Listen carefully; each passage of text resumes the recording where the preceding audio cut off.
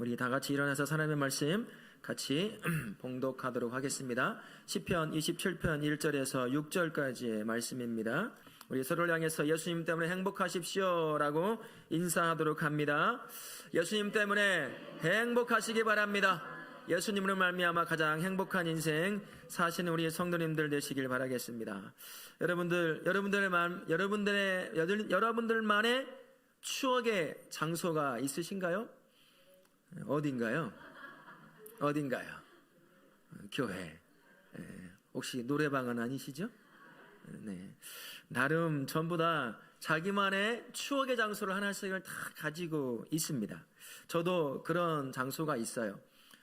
엄마와 부모님과 떨어져 살던 그 추운 시절에 여전히 따뜻한 기억으로 남아있는 한 장면, 한 장소가 있거든요. 그게 외할머니 댁을 가는 길 중반에 있습니다. 외할머니 댁을 가는 길은 두 가지 길이 있었어요. 하나는 버스를 타고 아랫동네까지 가서 내린 뒤에 30분에서 40분쯤 걸어서 올라가면 외할머니 댁에 도달할 수 있는 길이 있었습니다. 또 하나의 길은 산을 넘어가는 길이었어요. 굉장히 높고 어린 저로서는 1시간 반, 한 2시간 가까이를 넘어가야 갈 수 있는 그 길이 할머니 댁에 가는 길이었거든요.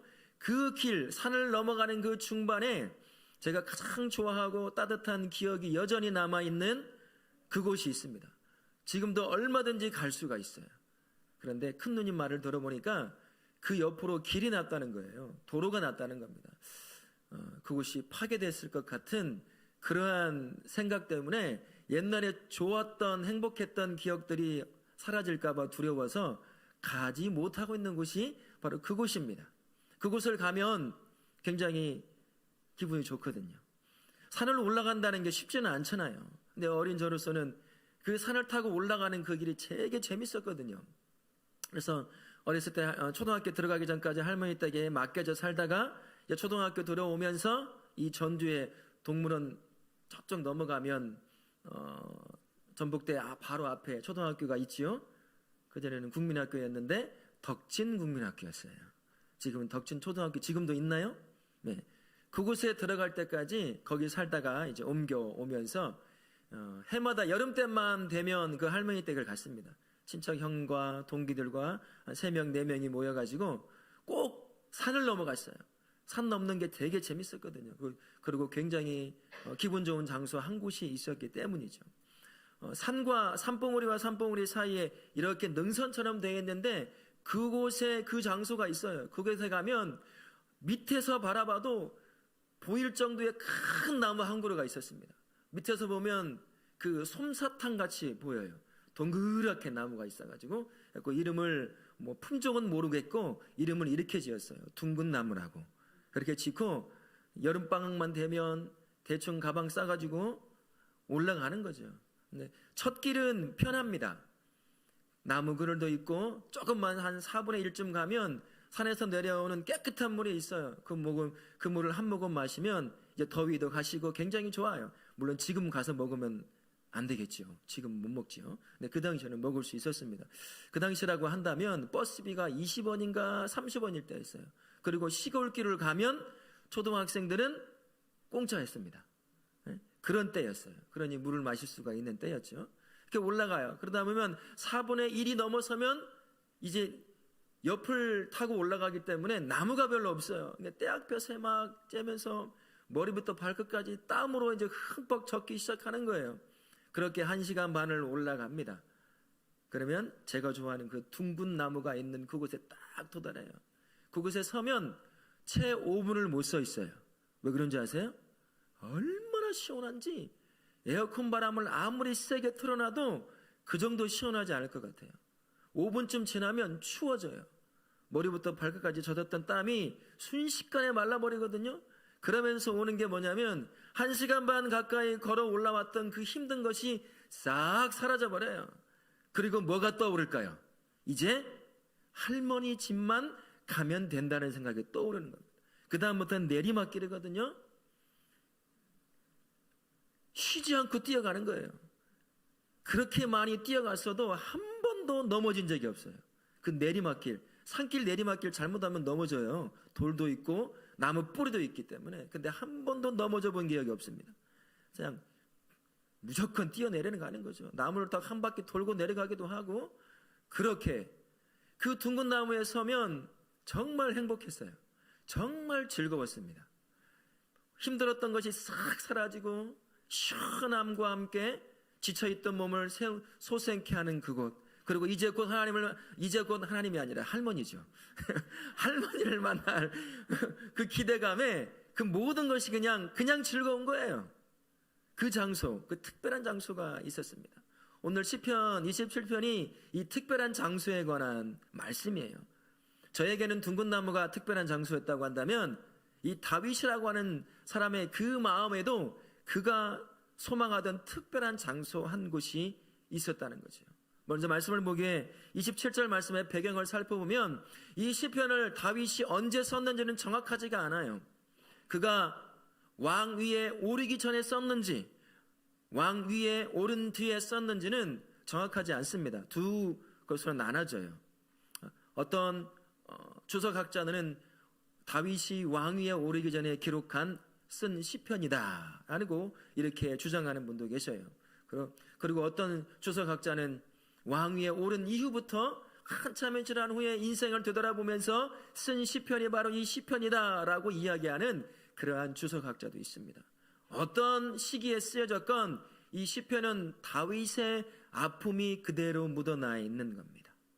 어린 목동 시절부터 어린 나이에 허허벌판 광야에 나가서 양을 쳐야 했던 그 어려움, 들짐승과 도둑들과 싸우며 자신의 목숨을 지켜낼 뿐만 아니라 자기에게 맡겨진 양도 지켜야 했습니다. 그 어린아이가 말이죠.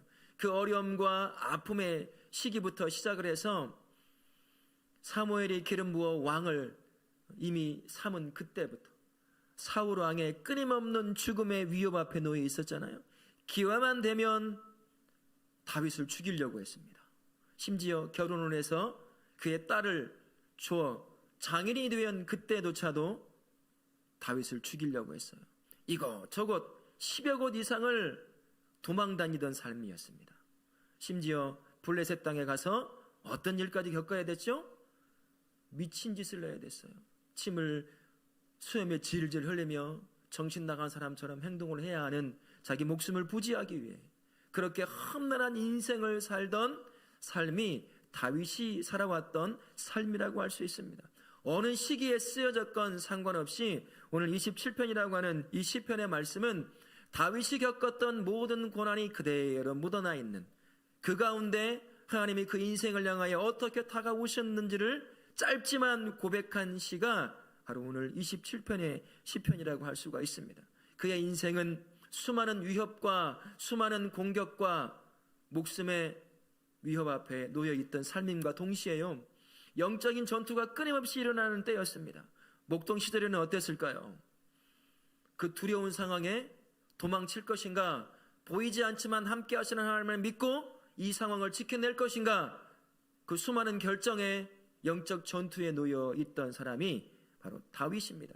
그 모든 상황을 통해 다윗의 신앙이 그때부터 다져지기 시작한 것이죠. 사무엘에 의해서 기름 부음 받은 다윗, 누가 기름 부으라고 했나요? 아무도 다윗이 요구하지 않았어요. 그러나 그에게 기름 부음, 그때부터 그가 겪지 않아도 될 죽음의 위협을 또 겪게 됩니다. 사울 왕이 끊임없이 죽이려고 하죠. 그러나 다윗에게도 죽일 수 있는 기회가 있었어요. 몇 번에 걸쳐서 얼마든지 죽이고 자기가 왕위에 오를 수 있는 그러한 때가 있었습니다. 얼마나 갈등이 심했을까요? 이 고통스러운 나를 끝낼 수 있구나, 그리고 내가 왕위에 오를 수 있구나 라고 하는 그런 유혹이 끊임없이 그의 마음을 뒤덮었을 겁니다. 하지만 다윗은 죽이지 않습니다. 왜 죽이지 않았을까요? 사울을 하나님이 기름 부어 세웠기 때문이에요. 그것은 하나님의 뜻이 아님을 다윗은 정확하게 알고 있었기 때문입니다. 이 안에서 죽이고 싶은, 그리고 이 죽음의 공포에서 벗어나고 싶은 열망과 욕망과 그리고 하나님이 원하시는 뜻이, 그 결정 사이에서 얼마나 큰 갈등을 했을까요? 그 영적 전투를 통해 다시 한번 다윗의 믿음이 다져지게 됩니다. 왕 위에 오른 뒤에는 어땠습니까? 이제 승승장구하는 일만 남았잖아요. 처음엔 그렇게 보였습니다. 하지만 어떤 일이 발생하죠? 우리아라고 하는 장군, 충성스러운 장군을 교사시키는 악을 저지릅니다. 그리고 그 우리아에서 뺏은 아내 밧세바에게서 태어난 그 아이가 얼마 되지 않아 죽는 고통을 겪어요. 그리고 그뿐입니까? 자기를 드러내고 싶은 욕망이 이젠 계속 올라오는 거예요. 군대를 나갈 수 있는 사람들의 숫자를 인구조사를 시작하는 거예요. 왜 그럴까요? 자기가 전쟁을 자기 스스로 이겼다고 생각하는 그 욕심이 끊임없이 올라오는 겁니다. 이 모든 전쟁은 누가 이기게 하신 거죠? 하나님이 이기게 하신 건데 어느 순간부터 자기가 그 전쟁을 이긴 것처럼 착각에 빠져가게 시작한 것입니다. 그 욕망과 싸워야 했습니다. 그리고 심지어 가장 사랑하는 아들 압살롬, 그 압살롬이 반란을 일으킨 거죠. 쿠데타를 일으킨 겁니다. 우리가 겪고 있는 것처럼 말이죠. 그 자식을 죽이느냐 마느냐, 얼마나 내적인 갈등이 있었겠습니까? 이런 영적인 싸움 또 겪어야 했던 사람, 그 사람이 바로 다윗이라고 하는 사람입니다. 모든 것을 다 종합해보면 다윗의 인생은 어린 목동 시절부터 그가 이 땅에 생명을 다하는 그날까지 고통과 아픔과 연약함의 연속인 삶을 살았다라고 해도 과언이 아닌 그러한 인생을 산 사람이 다윗이라고 하는 사람이라 할 수가 있습니다. 그러다 보니 참 많은 곳을 거쳐 지나가야 했습니다. 이곳에 가면 안전함과 평안함과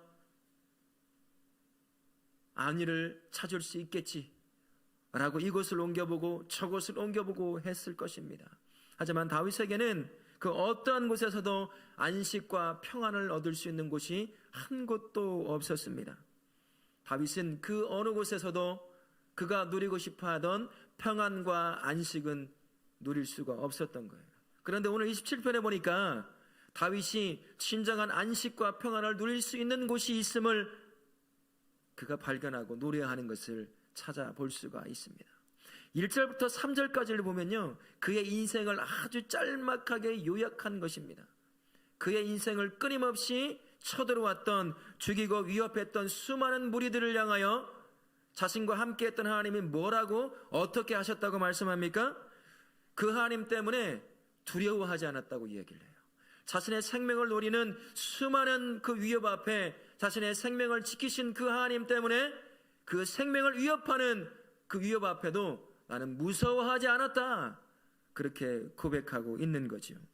심지어 그 모든 상황에 나는 태어날 수 있었다. 바라보니 나를 죽이려 하고 수많은 공격을 해왔던 사람들이, 그 무리들이 스스로 넘어지는 것을 보았기 때문이다 라고 이야기합니다. 그렇게 노래하고 있는 거죠. 다윗에게 있어서 하나님은 어떤 분이었기 때문일까요? 그가 평생을 의지할 버팀목과 같은 그러한 존재였기 때문입니다. 어느 상황이든 여전히 함께 하신 그 하나님 때문에 그 상황이 극악한 상황이라 하더라도요, 다윗은 흔들리고 무너지고 넘어지지 않았던 겁니다. 이만하면 함께 하시는 하나님 때문에 만족할 수 있잖아요. 이 하나님은 충분하다, 이 하나님이면 나는 두려울 게 없을 거야 라고 말할 법도 하지만 다윗의 내면에는 그렇지 않았던 모양입니다. 이 모든 상황이 주어지며 그 하나님이 함께함을 알면서도 불구하고 다윗의 마음에는 한 가지 소망이 있었어요. 하나님을 향한 한 가지 소망이 있었습니다. 모든 상황에 아무리 함께 해주신다고 하더라도 여전히 채워지지 않는 그 마음에 커지면 커질수록 더 갈급함이 있는 한 가지 소망이 그 안에 있었던 거죠. 하나님 앞에서 그분 앞에서 그분 안에서 진정한 평안과 안식을 누리고 싶어하는 그 갈망함이, 그 소망함이 가득 채워져 있었다는 겁니다. 그것을 사절을 통해서 이 다윗이 이렇게 노래하는 것을 볼 수가 있어요. 우리 한번 사절 같이 한번 읽어볼까요? 시작. 내가 여호와께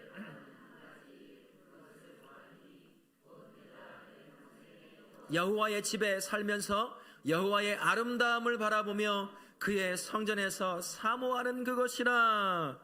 다윗 마음에 결코 채워지지 않는 그 한 가지 소원, 하나님의 임재함이 있는 성전 안에서 하나님을 예배하는 것이었어요. 끊임없는 위협과 아픔 가운데 여전히 동행하시는 하나님을 알고 있었지만 그럼에도 불구하고 그것으로는 채워지지 않는 그 마음, 그것은 하나님께서 계시는, 언제나 임재하여 계시는 그 성전에서 하나님을 예배하고 싶어하는 그 마음이 있었던 겁니다. 그 한 가지 소원을 품고 있었던 사람이죠. 그는 전쟁에서 승리해달라고 소망하지 않았습니다. 자신을 죽이려고 하는 수많은 무리들을 무찔러달라고 소망하지 않았어요. 나로 하여금 누구도 흔들 수 없는 권좌에 올려주십시오 라고 소망하지 않았습니다. 그가 마음의 평생 소망으로 품고 살았던 것은 다른 것이 아니에요. 하나님의 성전 안에 들어가서 하나님을 예배하고 찬송하는 것, 그분의 품 안에 있는 것, 그것이 다윗 평생에 품고 있던 한 가지 하나님을 향한 소원이었던 것입니다. 성전 안에 하나님을 만나면 무슨 일이 일어나기에 다윗은 그렇게 성전 안에 하나님을 만나고 싶어 할까요? 여러분 아셔요? 다윗이 있을 때는 성전이 있었습니까? 없었습니까? 성전 없었어요. 성막만 있었습니다. 그런데도 다윗의 마음에는 성전을 소망하는 마음이 있었어요. 그 성전 안에서 하나님을 만나 그분을 찬송하고 예배하고 경배하는 그 가운데 하나님이 주시는 그 놀라운 것이 진정으로 자신을 평안하게 하고 안위를 누리게 할 거라는 것을 믿고 있었기 때문입니다. 4절과 5절을 통해서 성전 안에서 하나님을 예배할 때 하나님이 주시는 것이 무엇인지 다윗은 이렇게 노래합니다. 4절을 통해 보시면 주의 아름다움을 바라보았다라고 고백합니다. 이건 무슨 뜻이냐면요, 주의 친절과 호의를 바라보게 되었다라는 겁니다. 자신의 인생을 향하여 연약하되 연약한 그 인생, 끊임없는 문제 앞에 놓여있는 자신의 인생을 향하여 자기가 무엇이기에 자신의 인생을 향해 그 전능하신 하나님이 친절을 베푸시고 호의를 베푸시더라, 그것을 나는 바라보기를 원한다는 거죠. 그것을 경험하기를 원한다는 겁니다. 그게 성전에 임하신 하나님을 예배할 때 누릴 수 있는 은혜이기 때문인 거예요. 그래서 다윗은 이것을 소망하는 마음 가운데 노래한 겁니다. 또 4절 하반절에 이렇게 말합니다. 사모하는 그것이라 라고 표현하고 있어요. 이것은요, 하나님의 뜻을 여쭐 수 있다라는 겁니다. 자신의 인생을 향하여 우리 하나님이 무슨 뜻을 갖고 있는지 아마 다윗은 알고 싶었을 거예요. 어린 다윗이 뭐를 알겠습니까? 형들은 그대로 남아있고 이제 10대 초반인 어린아이가 양들을 이끌고 광야에 가야 됩니다. 밤만 되면 늑대가, 여우가 나옵니다. 도둑들이 양을 훔쳐가려고 자신을 위협합니다. 그 어린아이가 그 상황에 놓여야 될 이유가 뭐가 있어요? 알고 싶었겠죠. 자기는 왕으로 기름 부음 해달라고 요구하지 않았습니다. 하나님께서 사무엘을 통해서 기름 부어 그를 왕감으로 세우셨어요. 그때부터 또 다른 고난이 시작되지 않았습니까? 언제 기름 부어달라고 했나요? 다윗은 알지 못해요. 얼마나 고통스러울까요? 이유라도 알면, 이유가 이러니 내가 이런 아픔 가운데 있구나 라고 알겠지만 다윗은 알지 못합니다. 왕이 되어서도 그런 고통을 당하잖아요. 그러니 다윗이 하나님을 예배하는 성전에 들어가서 하나님께 여쭙고 싶을 거예요. 내 인생을 향하여 하나님의 뜻이 뭡니까? 왜 제가 이런 아픔과 고통을 당해야 됩니까? 제가 언제 왕 되달라고 했나요? 아마 하나님의 뜻을 여쭙고 싶을 거예요. 그렇게 하나님 앞에 예배하러 나갈 때 다윗은 아마 그분께 여쭈었을 겁니다. 진짜 성전에 들어가 하나님을 예배했다고 한다면, 하나님 내 인생에 왜 이러한 것이 일어나는 겁니까? 전능하신 하나님 앞에 여쭈으며 그분이 주시는 답을 얻으며 진정한 안식을 얻을 수 있었겠지요. 평안을 얻을 수 있었겠지요. 다윗은 그래서 성전 안에서 하나님을 예배하는 걸 그렇게 소망하고 있었던 겁니다. 5절에 이렇게 노래합니다. 그의 초막에 비밀이 지키시고라고 이야기하죠. 그것은 이런 말입니다. 고통의 날에 해치지 못하게 나를 숨겨주시다라는 것입니다. 수많은 나를 생명을 위협하는 그 위협 앞에 전능하신 하나님은 나를 품듯 그 품 안에 날 품어 숨겨 놓으시면 누구도 내 생명을 찾아 해칠 수 없다는 걸 아는 거예요. 그분 앞에 내가 그 품 안에 있게 된다면 그 어떤 위협 앞에 놓인다 하더라도 자신의 생명을 그 누구도 해칠 수 없음을 알기에 그 안에 얼마나 큰 안식과 평안을 누릴 수가 있겠습니까? 그분 앞에 나아가 예배하며 그분의 품 안에서 진정한 안식과 평안을 누리고자 하는 소망이 그래서 다윗 안에 일어나기 시작한 것이죠. 5절 하반절에는 이렇게 노래합니다. 높은 바위 위에 두시리로다 라고 노래하죠. 이건 이런 겁니다. 영원히 흔들리지 않는 하나님 안에 거할 수 있게 해달라는 거죠. 영원한 반석이신 예수 그리스도 안에 우리가 세워지는 것처럼 다윗은 영원히 흔들리지 않는 반석과 같은 하나님 그 품 안에 그 어떤 환경에 놓인다 하더라도 흔들리거나 무너짐 없이 그분 안에 있기를 원하는, 그래서 수많은 위협이 자신을 둘러싼다 하더라도 결코 무너질 수 없는 인생, 얼마나 평안하겠습니까? 아무리 폭풍우가 몰아친다 하더라도 그 배에 예수가 함께하면 그 배는 침몰하나요? 하지 않나요? 그 배는 절대 침몰하지 않습니다. 물은 튈지언정 그 배는 무너지지 않는 거지요. 그와 똑같은 겁니다. 하나님 반석 위에, 그 반석 위에 그의 인생이 세워지면 아무리 험난한 문제를 만난다 하더라도 무너지지 않을 걸 확신한 거예요. 얼마나 평안하겠습니까? 얼마나 안식을 누릴 수 있겠습니까? 그래서 다윗의 마음에는 그 어느 때보다도 전쟁에서 도망치는 그 상황에 하나님이 함께 하신다 하더라도 성전 안에서 만나는 그 하나님, 그 예배 가운데 자신을 품으시고 인도해 가시는 그 하나님을 만나는 것이 그 어느 것보다 가장 큰 위로와 안식을 주는 것이었어요. 그래서 그가 소망하는 것, 성전이라고 하는 그곳에 가장 진정한 안식과 평안을 얻을 수 있는 최고의 장소가 성전이라는 그 확신 가운데 그 확신을 품고 소망하며 살던 사람, 그 사람이 다윗이라고 할 수가 있죠. 성전하면 지금으로 말하면 어딜까요? 지금으로 말하면 어딜까요? 교회라고 표현해 볼 수 있을 거예요. 우리 성도님들에게 성전은 어떤 곳입니까? 다윗처럼 언제든 찾아가길 소망하는 그러한 곳입니까? 어떤 곳입니까? 제가 지금 읽고 있는 책 중에 하나가요, 그 내용 중에 이런 내용이 있습니다. 예배에 관한, 교회에 관한 이야기를 하면서 그 목사님이 이렇게 얘기를 해요. 어떤 분에게는 이 교회가 영적 고문 장소일 수도 있을 겁니다. 영적인 고문을 하는 장소라는 거예요. 왜 그럴까요? 아내의 등살에 못 이겨 겨우 그냥 마지못해 나와 있는 남자들이 앉아 있어요. 잘 알아듣지도 못하는 말에 1시간 10분 20분 앉아 있어야죠. 앉아 있고 싶으면 또 일어나래. 아이고야. 그러니까 고문인가, 영적인 고문. 우리 아이들도 그럴 수도 있어요. 엄마가 가라고 하니까 안 가면 욕 듣고 혼나고 맞으니까 막 겨우겨우 나. 그래, 그런 사람들에게는 영적인 고문 장소라는 거예요. 근데 그것도 굉장히 중요합니다. 그러다 예수님 만날 때가 있거든요. 고문 당하다가 예수님 만나 고문에서 해방 놓일 수가 있는 거예요. 그래서 소중한 겁니다, 그것도. 그런 말을 쓰더라고요. 여러분 그러신가요? 여러분이 나오는 이 교회가 여러분들의 영을 고문하는 영적 고문 장소인가요? 아니면 다윗이 그렇게 품고 있던 소망하는 그곳, 언제나 가고 싶은 그곳, 그 성전과 같은 그러한 곳이 여러분이 다니는 이 다우라 교회인가요? 언제부터인가 교회라고 하는 곳이요, 장소라고 하는 그곳이 그렇게 중요한 곳이 되지 않게 되어버렸습니다. 그저 그런 곳이 되어버렸죠. 이전에는요, 교회라고 하는 장소는 굉장히 중요한 곳이었습니다. 그게 문제가 되긴 했죠.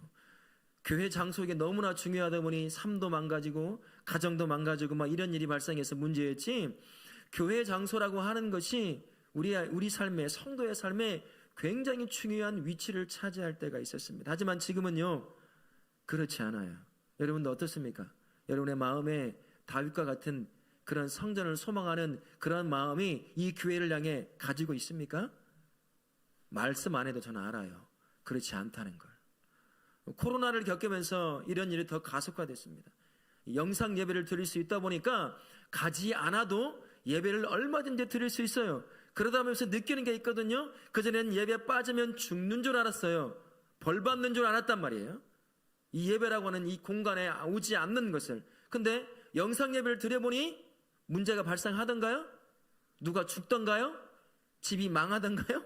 아무 문제가 생기지 않는 거예요. 그러니 교회라고 하는 장소를 안 가도 되겠네.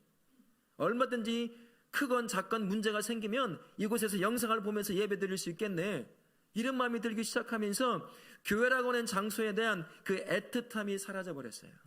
여기에 더해서 예수님이 함께하는 그 모든 성도 한 분 한 분, 우리를 성전 삼아 함께하시는 그분이 있는 그곳이 교회라고 하는 정말 극히 당연하고 옳은 그 진리가 교회라고 하는 장소를 되려 멀어지게 만들어놨어요. 이 두 가지가 복합적으로. 그러다 보니 교회가 더 이상 우리 삶의 중요한 장소가 되지 않아 버리게 된 거죠. 가도 그만, 안 가도 별 문제가 없는 곳. 주일이니까 예배 드려오던 곳이니 그냥 갈 수 있는 곳. 그 정도로만 남아있는 것이 교회라고 하는 장소가 되어버린 거죠. 그러나요, 교회라고 하는 장소도 정말 매우 중요합니다. 제 입에서도 여러분들 많이 들어보셨을 거예요. 여러분들이 예수와 동행하니 여러분이 교회입니다. 움직이는 살아있는 교회입니다. 여러분이 세워진 가정과 직장과 학교와 학원이 다 여러분이 세워진 교회가 세워진 곳이에요. 거기서 교회답게 살아야 합니다 라는 말을 많이 들어보셨을 거예요. 맞아요. 옳습니다. 진리입니다. 하지만 장소로서의 교회도 그만큼 중요한 곳이라는 거예요. 왜 그럴까요? 하나님의 임재함이 이곳에 있기 때문이에요. 나를 성전 삼아 내 안에 임재하여 계시는 것뿐만 아니라 우리 하나님은 눈에 보이는 물리적 공간인 이곳에도 임재하여 계시는 분이십니다. 우리 하나님은 시간과 공간에 제약받는 분이 아니셔요. 동시에 수백, 수천, 수억, 수십억 의 인구와 동행하실 수 있는 분이십니다. 그리고 이곳에도 함께 임재하여 계실 수 있는 분이 우리 하나님이셔요. 우리의 이성적 머리로는 하나님의 임재함을 정확하게 이해할 수 없습니다.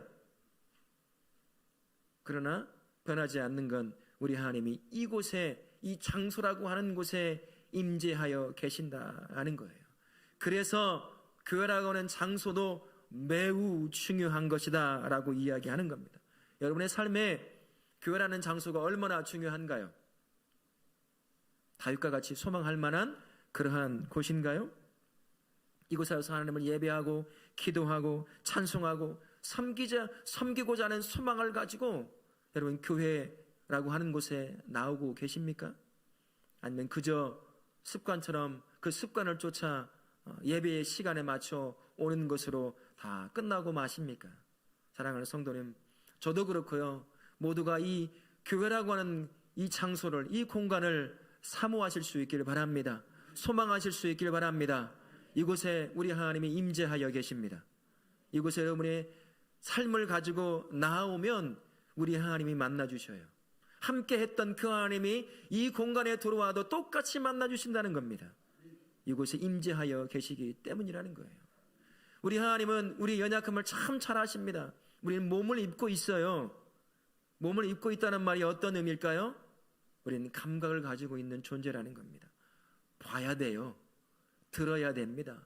겪어야 돼요. 경험해야 겨우 믿을까 말까 한 존재가 저와 우리라고 하는 존재예요. 왜 하나님께서 법궤라고 하는 작은 공간에 스스로를 가두셨을까요? 가죽으로 된 성막 안에 스스로를 왜 그 안에 가두셨을까요? 스스로를. 조금 더 화려하게 지어졌지만 대리석을 지은 성전 안에 스스로를 전능하신 그 하나님이 가두어 놓으셨을까요? 자기 자신을요. 왜요? 그러지 않아도 되는데요. 우리의 연약함 때문이에요. 보지 않으면 믿음이 사라져요. 보지 않으면요, 하나님 믿으려고 하지 않습니다. 보지 않으면요, 심지어 모세가 30일 동안 보이지 않자 이스라엘 백성들 광야에서 무슨 짓을 했어요? 보이는 신을 만들었어요. 금송아지를 만들었어요. 사람은 그런 존재입니다. 그래서 하나님께서 우리를 위해서 법궤 안에 스스로를 가두시고 성막 안에 스스로를 가두시고 성전이라는 곳에 스스로를 가두어 놓으셨어요. 우리의 연약함을 보고 경험하고 알고 그렇게 믿음을 갖고 살게 하시려고요. 교회도 그러한 곳입니다. 한편으로는 교회는 그냥 건물이죠. 그냥 공간이에요. 그러나 한편으로 바라본다면 이곳에 하나님의 임재함이 있는 곳입니다. 우리를 위해서 이 교회를 세워 놓으신 거예요. 비록 건물이지만 말이죠. 건물을 바라보면서도 이 건물 위에 있는 십자가를 바라보며 하나님의 사랑을 느낄 수도 있잖아요. 예배당에 들어오며 이 안에 임재하신 하나님을 우리는 볼 수 없지만 그분을 느끼며 힘을 얻고 위로를 얻을 수 있는 곳, 그곳이 바로 교회라고 하는 곳입니다. 나는 버스 안에서도 하나님의 임재함을 느끼시는 분 계신가요? 그런 분도 계시겠죠. 그러나 교회의 그 건물이라고 하는 이 교회가 바로 그러한 곳입니다. 건물로서만 존재하는 것이 교회가 아니라는 거예요. 이곳에 하나님은 반드시 임재하여 계십니다.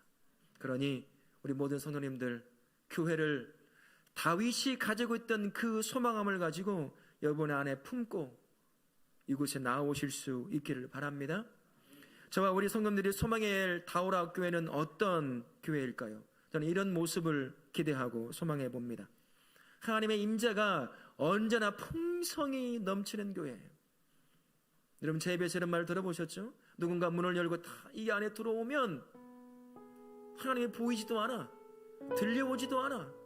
그러나 이곳에 임재하신 그 하나님 때문에 그 누군가가 깊은 인생의 상처를 입고 이곳에 와서 문을 열고 탁 들어왔는데 밖에서는 경험할 수 없는 그 하나님의 따뜻함을 경험할 수 있는 곳, 그 하나님의 임재함을 경험할 수 있는 곳, 그곳이요 우리 다오라 교회가 돼야 돼요. 인생의 마지막을 내가 마지막이니 한번 교회에 가봐야 되겠다. 여러분 그 사람이 우리 교회 작지만 볼품없어 보이지만 이 문을 열고 딱 들어온 그 순간 이곳에 임재하신 그 하나님을 만남으로 말미암아 깊은 인생의 상처를 위로함 받을 수 있는 교회, 다시 살기로 작정이 일어나는 교회, 그런 교회가 우리 교회가 되어야 되는 것이죠. 그런 모습이 우리 교회의 모습이 되어야 할 것입니다. 삶의 무거운 짐에 짓눌려 있던 그 누군가가 그 짐을 가지고 이곳에 와서 기도와 예배 가운데 풀어 헤쳐 놓으시면 우리 하나님이 그것을 바라보시고 함께 슬퍼하고 함께 기뻐하고 그것을 해결해 주시고 위로해 주시고 생명을 주시는 그 경험이 풍성히 일어나는 곳, 그곳이 우리 다오라 교회가 돼야 되는 것입니다. 누군가 이곳에 와 슬픔을 기도하며 토로할 때 아버지라고 한마디만 해도, 다른 거 아무것도 안 하고 아버지라고 한마디만 해도 그분이 나를 다 품으시는 거 있죠. 그거 여러분 겪어보셨습니까? 교회라고 하는 공간에 와서 하나님, 아버지, 다른 말 안 하는데 나를 품으시는 그 하나님을 느낄 수 있는 교회, 그 교회가요 하나님의 임재함이 있는 교회입니다. 볼품없는 건물이라 하더라도 그곳에 들어가면 하나님을 경험할 수 있는 교회가 우리 교회가 되어야 되는 거죠. 여러분 이 교회에 언제든 오십시오.